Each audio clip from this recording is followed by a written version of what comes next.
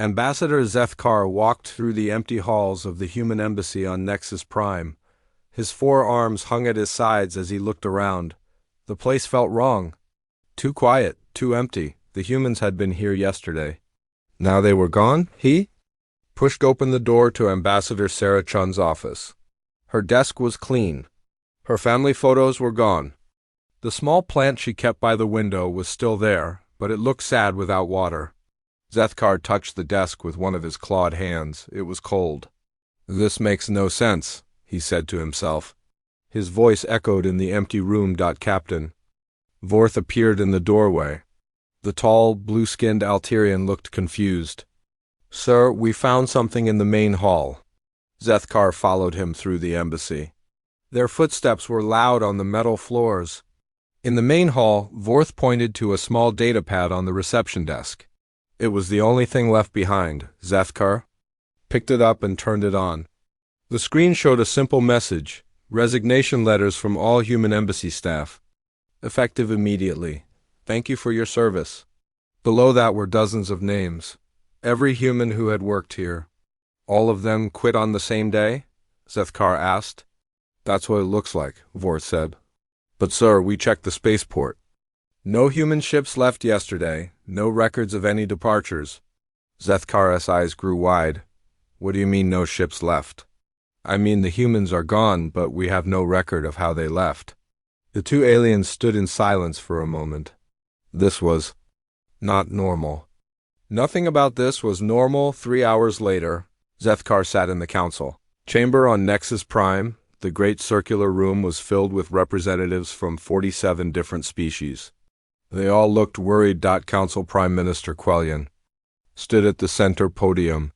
The elderly Thessarian's green skin looked paler than usual. The reports are coming in from across the galaxy, he said. Every human embassy, every human trade post, every human colony ship, they're all empty. Councillor Drex of the Corvan Empire raised one of his tentacles. What about Earth? Surely they went home. We sent a probe to Earth this morning, Quellion replied. The planet is empty too, no humans anywhere. No signs of struggle, no bodies, they just ... Councillor Yith from the Zephyrian Collective spoke up. Her voice was like singing wind. This is impossible. You cannot move billions of people without someone noticing. And yet they did, Quellion said. In one night the entire human race vanished from known space. Zethkar stood up. Prime Minister, I found something at the human embassy. He held up the datapad. Resignation letters. All dated yesterday. Murmurs filled the chamber. Quellion gestured for quiet. Bring it here. Zethkar walked to the center and handed over the datapad. Quellion read it quickly, then looked up. At the council, this suggests the humans planned this. They didn't just disappear, they left on purpose? Councillor Hext of the Regelian Trade Union laughed. It was a harsh sound. Good riddance, I say. The humans were always trouble, always asking questions, always finding problems with our laws. Several council members made sounds of agreement. Zethkar felt surprised by this reaction. He had worked with humans for 10 years. They were not trouble. They were different, but not trouble. The humans were efficient workers, Zethkar said. They helped solve many problems for us. Hext waved a dismissive hand. They were too curious, too willing to change things. The galaxy will be more stable without them. Prime Minister Quellion nodded slowly. Perhaps Councillor Hext is right. The humans often disagreed with our decisions. They questioned our methods. Maybe their departure will bring us peace. But Zethkar remembered something. Last month, Ambassador Cheen had come to him with a report. She had been worried about something. What was it? He tried to remember. Prime Minister, Zethkar said, I think we should investigate this more. The humans might know something we don't. Councillor Drex's tentacles waved impatiently.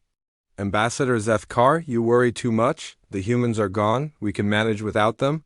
We have for thousands of years before they joined us. But they've been part of the Council for 50 years, Zethkar argued. They helped us with trade routes, medical research, technology development, and they complained about everything, Hext interrupted. Always saying our methods were wrong. Always wanting to change the rules. I'm tired of hearing about human this and human that. More council members voiced agreement. Zethkar looked around the chamber. Were they all happy the humans were gone? Had he been the only one who valued their contributions? Prime Minister Quellion raised his hand for silence. I think we need to focus on moving forward. The humans made their choice. They left without explanation. We cannot force them to return, and perhaps we should not try. The chamber erupted in discussion. Some council members seemed relieved. Others looked worried. Zethkar sat back down. Feeling confused and alone, after the meeting he walked through the corridors of the council building. Everything looked the same, but something felt different. The building seemed quieter. Less alive somehow. He passed the medical wing and remembered Dr. Martinez, the human doctor who had worked there. She had developed new treatments for the Kovan skin disease that had been killing thousands. Her research lab was probably empty now too. In the economic department, he thought about the human analysts who had predicted the market crashes last year. They had been right every time. Their reports had saved the galaxy trillions of credits. Who would do that work now? Zethkar stopped walking. A cold feeling grew in his stomach. The humans hadn't just been workers. They had been the ones who noticed problems before they became disasters. They had been the ones who asked the hard questions that no one else wanted to ask. He pulled out his communication device and called his assistant. Vorth, I need you to compile a list of all human positions across the galaxy. I want to know every job they did, every project they worked on. Sir, is that necessary? The Prime Minister said we should move forward. Just do it, Vorth. I have a feeling we're going to need that information. As Zethkar walked home that evening, he looked up at the stars. Somewhere out there, the humans were doing... What? Why had they left, and why had they left so quietly? He thought about Ambassador Chun again. She had been trying to tell him something important, something about the future, something about what was coming, but he had been too busy to listen. Now, the humans were gone, and Zethkar had a terrible feeling that the galaxy was about to learn exactly what it had lost. 3 months had passed since the humans disappeared. Ambassador Zethkar sat in his office reading reports. The news was not good. The first report came from Captain Nexer of the trade ship Blue Wind. His cargo had been stolen by pirates near the Outer Rim. This would not have been unusual, except for one thing. The Blue Wind had been using a human-designed route through the asteroid fields. For 5 years, no pirates had attacked ships on that route. Now 3 ships had been hit in 2 weeks. Zethkar put down the report and picked up another one. This one was from the Kepler Mining Consortium. Their asteroid mining operations were failing. The machines kept breaking down. Production had dropped to 30% of normal levels. He remembered the human engineer who used to work there. James Wright. He had redesigned the mining systems 3 years ago. Before that, the machines broke down every week. After James fixed them, they ran perfectly for months without problems. Now James was gone, and the machines were breaking again. Zethkar's communication device buzzed. Sir, Counselor Yith is here to see you. Send her in. Counselor Yith glided into the office. Her Wen-like voice sounded troubled. Zethkar, I need to talk to you about the medical situation. What medical situation? Yith sat down across from his desk. 3 months ago, Dr. Elena Vasquez was teaching my people new surgical techniques. She showed us how to operate on damaged lung tissue. The method was revolutionary. It saved hundreds of lives. Zethkar nodded. He remembered Dr. Vasquez. She had been one of the most skilled doctors in the galaxy. The problem is, Yith continued, my doctors cannot replicate her work. They watched her do the surgeries. They took notes. They recorded everything. But when they try to do the operations themselves, patients die. What do you mean? Dr. Vasquez had a way of seeing things that we do not understand. She could look at a patient and know exactly what was wrong. She could make decisions in seconds that my doctors need hours to figure out. Without her guidance, we are back to the old methods. More people are dying. Zethkar felt that cold feeling in his stomach again. How many more? Last month we lost 47 patients who would have lived if Dr. Vasquez had been here. This month, it looks like we will lose even more. After Yith left, Zethkar called his assistant. Vorth, bring me that list of human positions I asked for.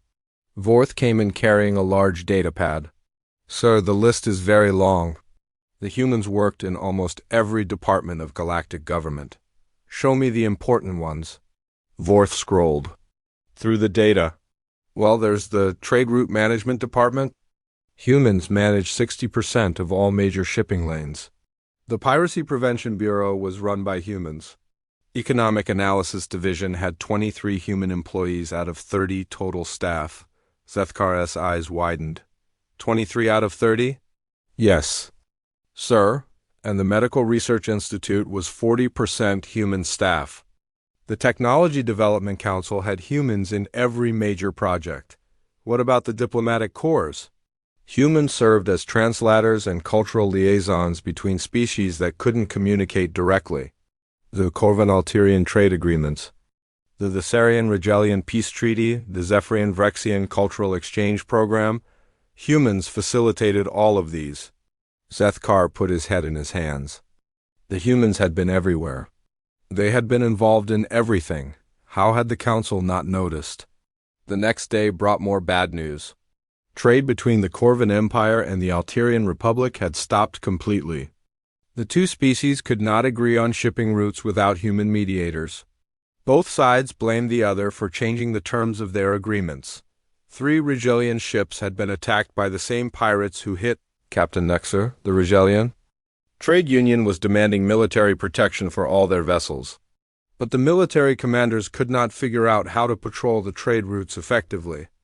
The humans had designed the patrol schedules, and no one else understood their system. Worse, the economic reports that the humans used to produce were no longer being made. These reports had predicted market trends and warned about potential crashes. Without them, several major trading companies had made terrible decisions. Stock prices were falling across the galaxy. Prime Minister Quellion called an emergency council meeting. The great chamber was filled with angry voices. "This is a disaster," shouted Councillor Drex. "My people's trade agreements are falling apart without human interpreters." Councillor Hex stood up. "The humans sabotaged us before they left. They made us dependent on them on purpose." "That's not true," Zethkar said. "The humans were just doing their jobs. We let them take on so many responsibilities because they were good at them." "Too good," Hex replied. "They made themselves necessary. Now we're paying the price." Prime Minister Quellion raised his hand for silence. "The situation is serious but not hopeless. We can learn to do these jobs ourselves. We managed before the humans arrived." "That was 50 years ago," Yith said. "The galaxy is much more complex now. Trade routes that didn't exist back then, medical techniques we never knew about, economic systems we helped create." Councillor Zereth of the Antarian Federation spoke for the first time. "Perhaps we should try to contact the humans. Ask them to return." The chamber went quiet. No one had suggested this before. "They left without a word," Quellion said.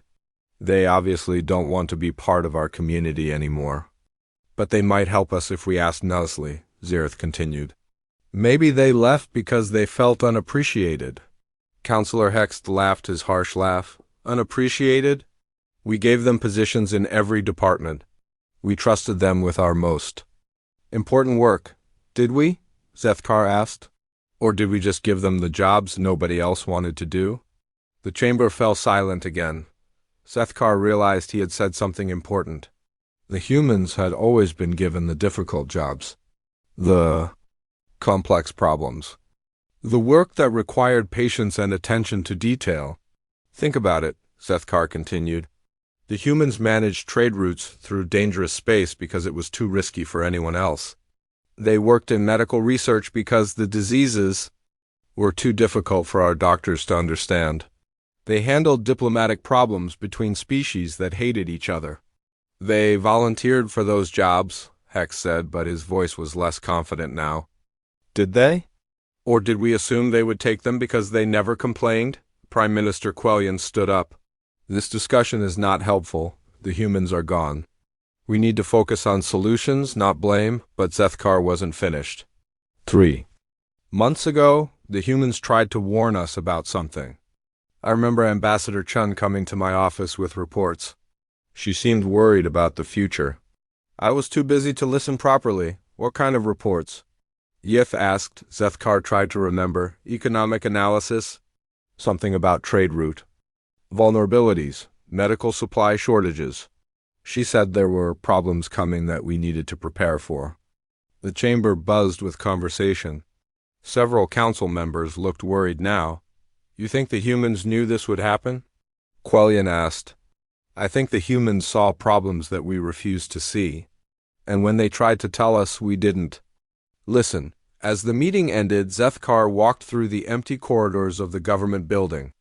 More and more offices were dark now. Work was piling up with no one to do it.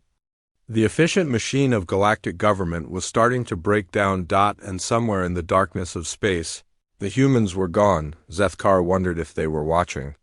If they knew what was happening to the galaxy they had left behind. He had a terrible feeling that things were about to get much worse. 6 months after the humans disappeared, Admiral Orcs stood on the bridge of his flagship watching the Nithrak swarm destroy another colony. The dark insect-like ships moved like a deadly cloud through space. They tore apart the defense stations around Telos 7 as if they were made of paper. Admiral, the automated defense grid is failing, his communications officer reported. The weapon systems are not responding to our commands, Korex growled in frustration. The Nithrak had been quiet for years. The Outer Rim colonies had been safe behind their automated defenses. Now the swarm was attacking everywhere, and the defenses couldn't stop them. How many colonies have we lost? Korex asked. 7 in the past month, sir, and the attacks are getting stronger. Korex remembered the human engineer who had designed the defense systems. Commander Lisa Park. She had spent 3 years building a network of automated weapons that could respond to threats faster than any living pilot. The system had worked perfectly for 5 years, but now the Nithrak were using new tactics. Their ships moved in patterns the computers didn't recognize. The automated systems couldn't adapt fast enough. Commander Park had always been there to update the programming when new threats appeared. Now she was gone, and the computers were fighting yesterday's war back on Nexus Prime. The economic crisis was getting worse every day. Zethkar sat in the council chamber listening to disaster. Reports from across the galaxy? The Regelian Stock Exchange has collapsed completely, reported Councillor Hext. His voice was much quieter than it had been 6 months ago. 3 major trading companies have gone out of business this week. Prime Minister Quellion looked older than his years. What about the emergency economic plan? It's not working, Hext admitted. Without the human analysts, we can't predict market trends. Every decision we make seems to make things worse. Councillor Yith spoke next. The medical situation is also critical. We've had outbreaks of Corvan fever in 6 systems. The old treatments aren't working. The disease has changed somehow, and we don't understand how. Zethkar thought about Dr. Elena Vasquez again. She had been working on a new treatment for Corvan fever before she disappeared. Her research notes were still in the medical center, but no one could understand them well enough to continue her work. What about the cultural exchange programs? Asked Councillor Zer. I thought the answer was more bad news. The Thessarian-Regelian peace treaty was falling apart. Without human diplomats to mediate their discussions, the 2 species had started arguing about territory again. 3 border disputes had erupted into actual fighting. The Zephyrian-Vrexian cultural exchange had ended completely. The 2 species couldn't communicate effectively without human translators. Years of growing friendship were being destroyed by misunderstandings. This is a disaster, Councillor Drex said. His tentacles waved nervously. Everything is falling apart at once.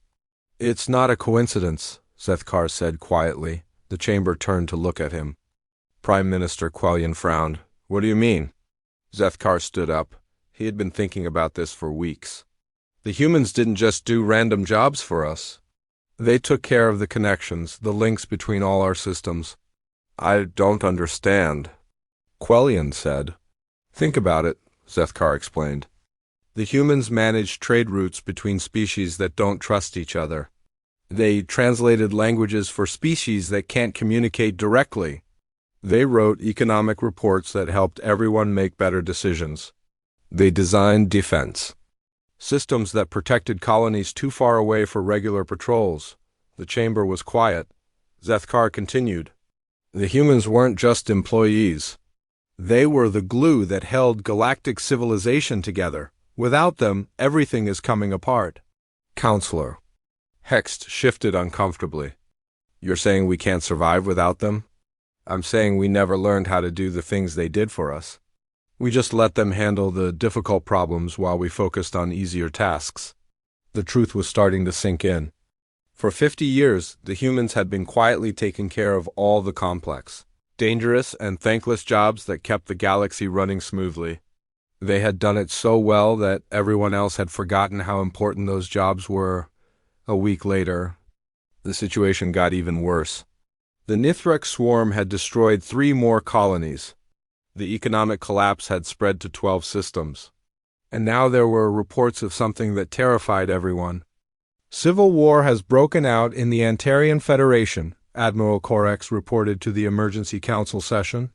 3 different factions are fighting for control. How is that possible? Prime Minister Quellion asked. The Antarians have been peaceful for decades. The humans were mediating their internal disputes, Corex explained. Apparently, there were always tensions between different Antarian groups. The humans helped them work out their problems peacefully. Without human diplomats, the old conflicts have started again. Zethkar felt sick. How many people are dying? Thousands so far. And it's spreading to other Antarian worlds. The reports kept coming.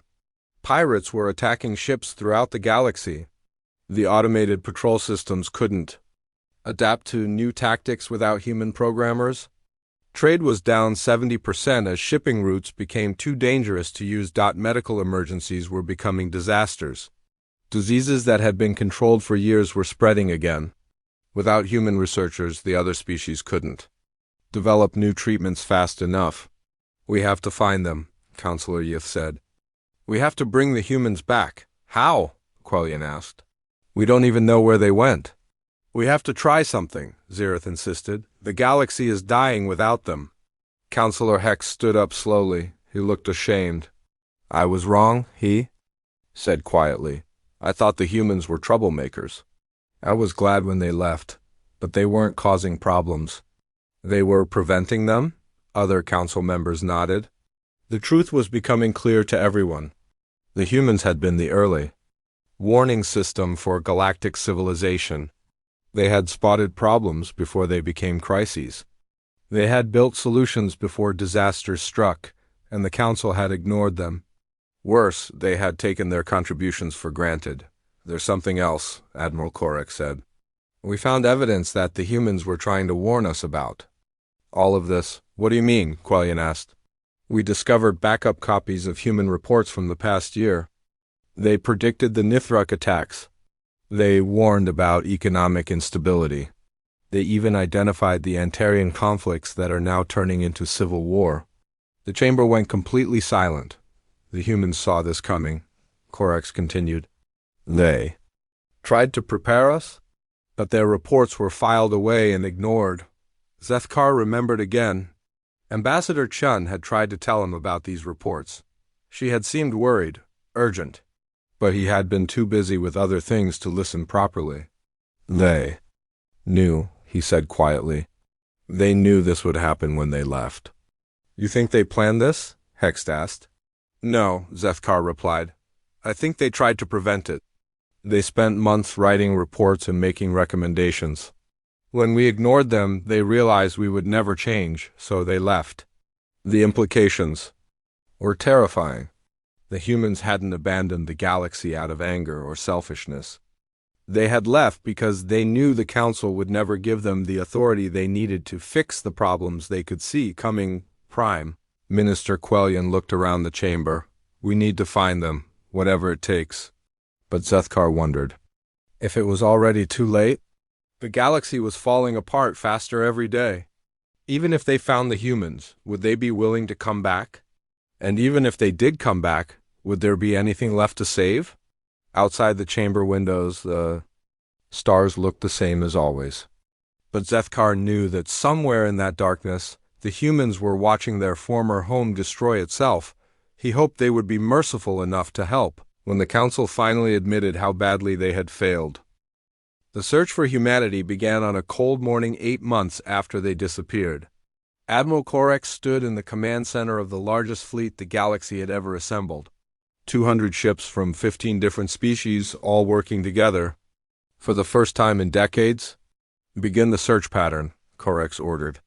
Check every system within 50 light years of known human colonies. The fleet spread out across space like a net. Each ship carried the most advanced sensors the galaxy could build. They were looking for any sign of human technology, human ships, or human settlements, but space was vast, and the humans had vanished. Completely, Captain Vorth commanded one of the search vessels. His ship, the Deep Eye, was scanning the outer edge of the Kepler Nebula when his sensors picked up something unusual. "Captain, I'm reading metal signatures on the third planet of this system," his science officer reported. "Human signatures?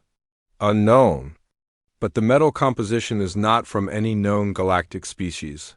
Vorth ordered his ship to investigate. What they found made no sense. The planet had the remains of a human colony, but it looked like it had been abandoned for years, not months. The buildings were empty and clean. No personal belongings had been left behind, but the strangest thing was the technology. The power generators were unlike anything Vorth had seen before. They seemed to draw energy directly from space itself. The communication arrays were built with materials that his scanners couldn't identify. "Captain," his science officer said, "these modifications must have taken years to complete. The humans were planning this departure for a long time." Vorth found something else that bothered him. At the edge of the colony there was a warning beacon.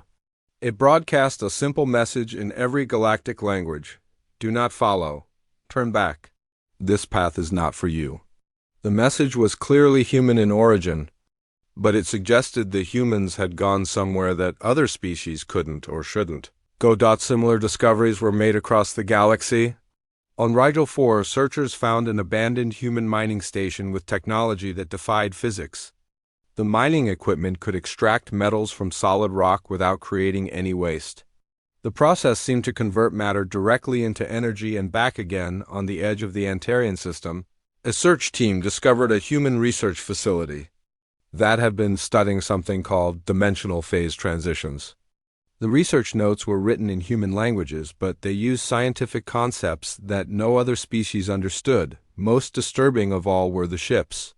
Wreckage from human vessels was found in several systems, but the ships had been deliberately destroyed. The wreckage showed signs of technology that was centuries ahead of anything the galaxy had seen before. "They weren't just leaving," Admiral Korex reported to the council. "They were covering their tracks, making sure we couldn't follow them or learn from their advanced technology." Prime Minister Quellion looked older and more tired every day. "Have we found any clues about where they went?" "We found navigation data from one of the destroyed ships," Korex replied. "It suggests they were heading toward the galactic rim, beyond known space." The search expanded to the outer edges of the galaxy. What the fleet found there changed everything. Captain Nexer was commanding a scout ship near the edge of known space when his sensors detected something impossible: a space station floating in the void between galaxies.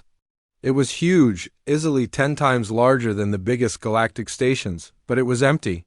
"This is incredible," Nexer reported as his team explored the station. "The construction materials are not from our galaxy. The power systems are beyond our understanding, and the size. This station could house millions of people."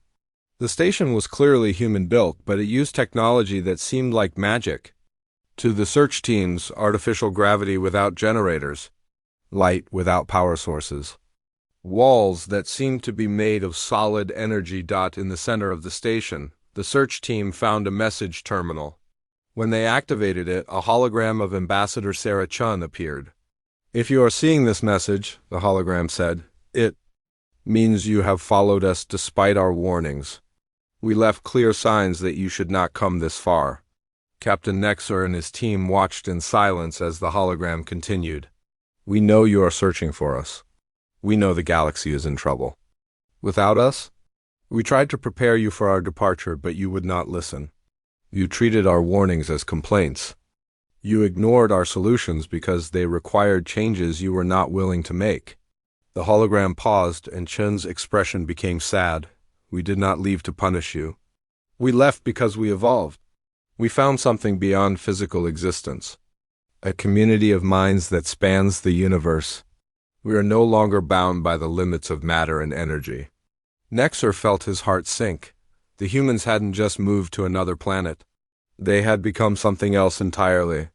The technology you see around you is what we left behind, tools we no longer need. We have moved beyond the need for ships and stations and planets. We exist now as pure consciousness, connected to others like us across all of reality. The message continued with technical explanations that Nexer couldn't understand.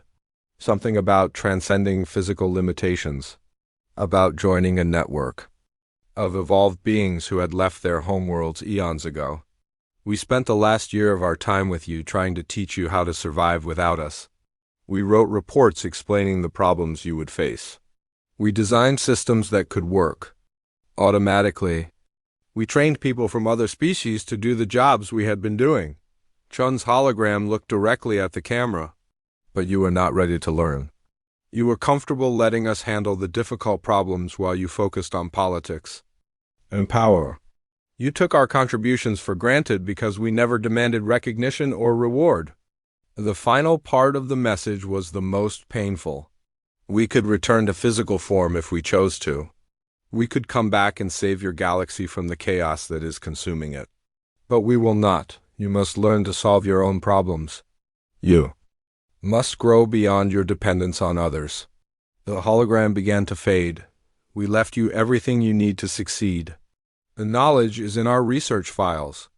The technology is in our abandoned facilities. The solutions are in the reports you ignored.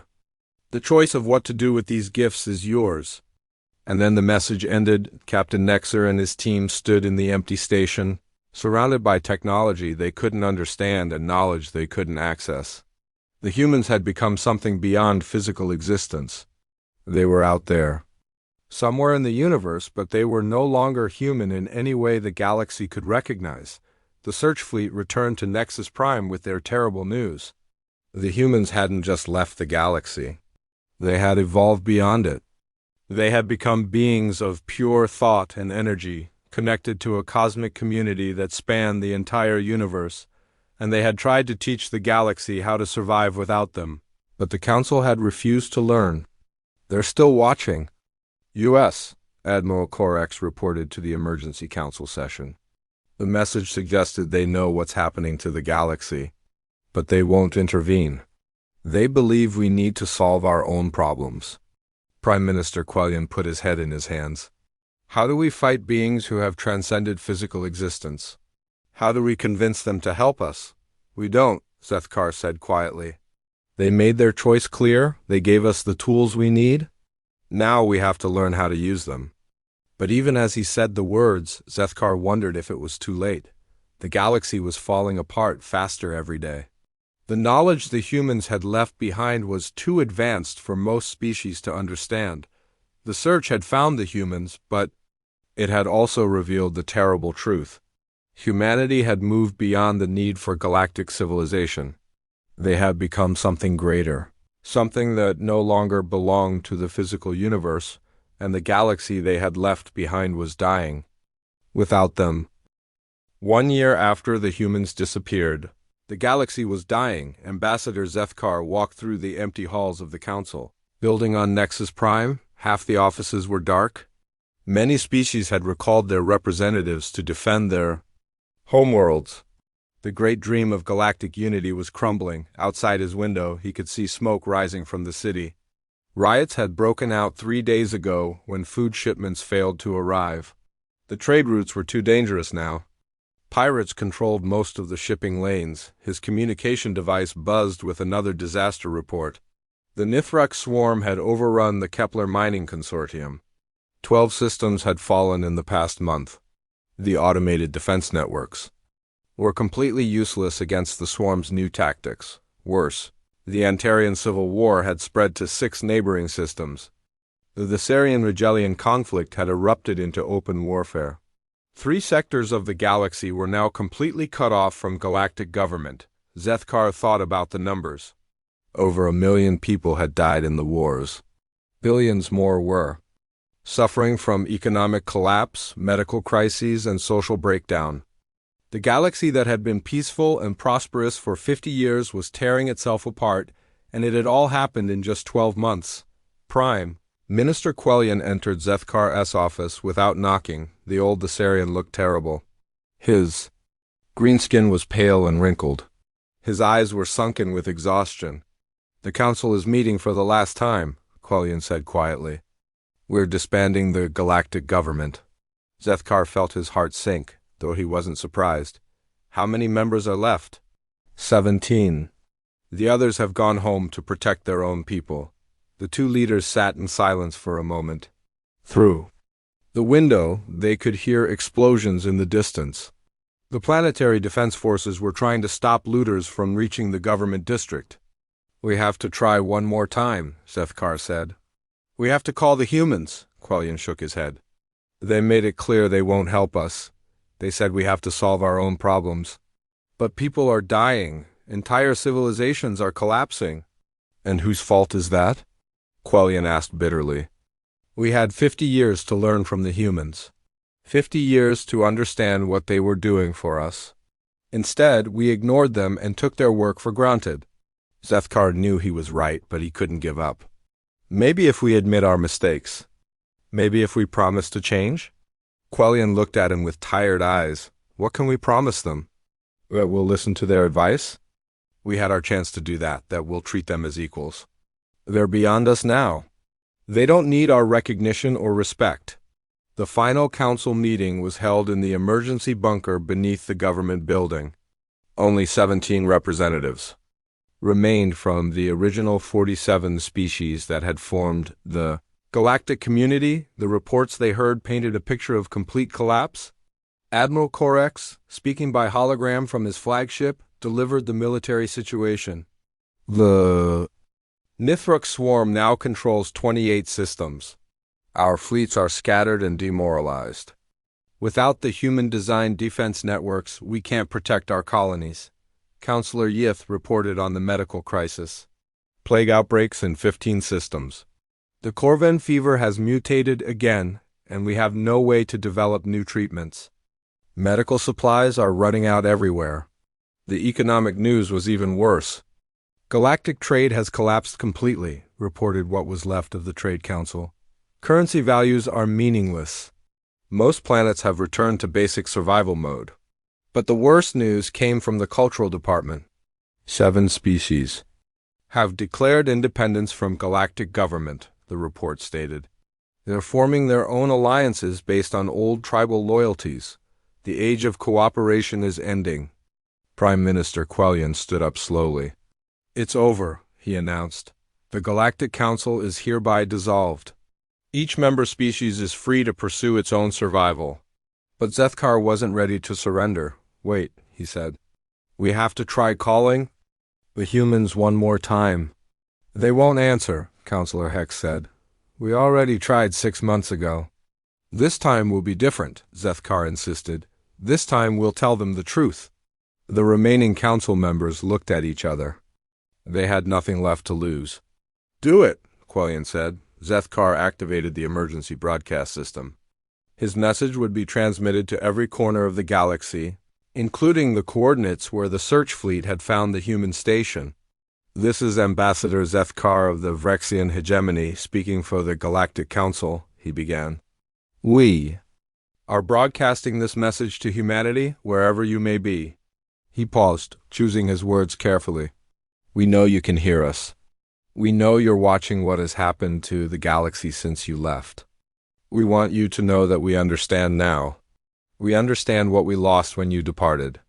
In the bunker, the other council members listened in silence. You were never just our employees or our allies. You were the conscience of galactic civilization. You saw problems before they became disasters. You built solutions before crises struck. You held us together when we wanted to fall apart. Zethkar's voice grew stronger. We took your contributions for granted because you never demanded recognition. We ignored your warnings because they required us to change. We treated you as servants. When you were actually our teachers, he took a deep breath. The galaxy is dying without you. Wars are spreading. Diseases are killing millions. Entire civilizations are collapsing. We failed to learn what you tried to teach us. The transmission continued for several minutes. Zethkar admitted every mistake the Council had made. He acknowledged how the galaxy had used humanity's goodwill.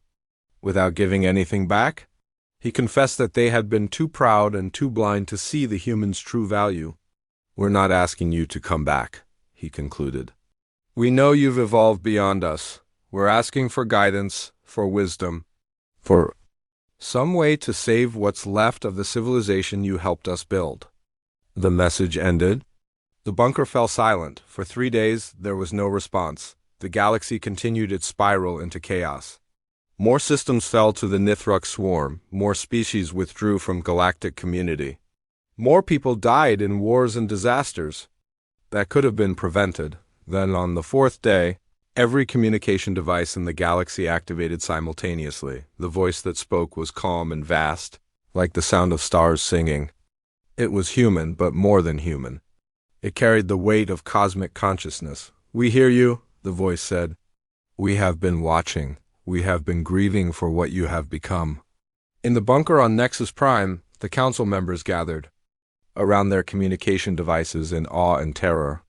You speak of learning from us, the voice continued. But the lesson was never about technology or tactics. It was about caring for others more than yourself, about seeing beyond your own needs to the needs of the whole. The voice paused, and space itself seemed to hold its breath. We tried to teach you this by example. We took the difficult jobs, solved the complex problems, built bridges between enemies. We hoped you would see that true strength comes from lifting others up, not from dominating them. Another pause. We gave you everything you needed to succeed. Our research files contain cures for every disease. Our technical manuals explain how to maintain the systems we built. Our reports predicted every crisis you now face and offered solutions. The final words were gentle but final. We will not return to save you. That would teach you nothing. But we will remember you with love. In the cosmic community we have joined, your story will be told. Perhaps other young civilizations will learn from your mistakes. The transmission ended. Zethkar sat in the darkness of the bunker, surrounded by the remnants of galactic government. Outside, the galaxy continued its collapse. But now he understood the truth. The humans had given them everything they needed to survive and thrive. The knowledge, the technology, the wisdom. It was all there, waiting to be used. The only question was whether the galaxy would be humble enough to learn from it. In the depths of space, consciousness that had once been human watched and waited, hoping that someday the lesson would be understood.